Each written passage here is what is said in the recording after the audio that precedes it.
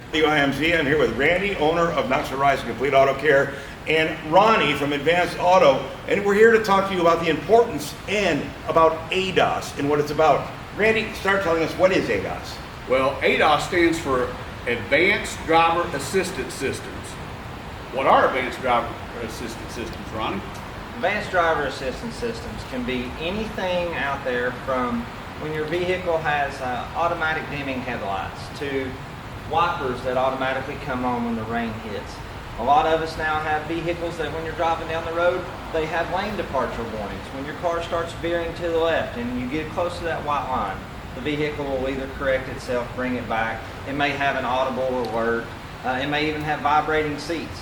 And this can even extend as far as your rearward facing cameras, front facing cameras. Randy, all of this is something that does play a factor into ADAS. What happened to your car, Ronnie? You know, for example, I've had people that's come to us and said, well, the only time that you would need to repair ADAS or have it checked is simply after it's been in an automobile accident when the sensors have been impacted.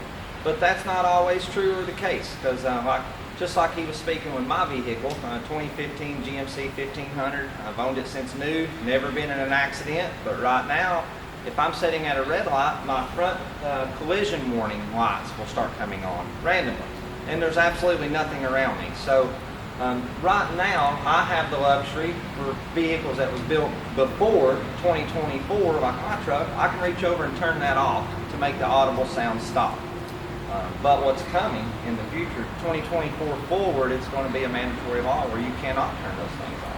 Yeah, a lot of people don't realize you have your cruise control feature now where you can set your cruise and you can override that by pressing the gas pedal if you want to speed up and get around somebody. 2024 and up, you can't override it. It's set on what it is. And if anybody thinks it's not coming to where those cameras aren't going to look at the speed limit sign and limit your speed, it's coming. It's just a matter of time.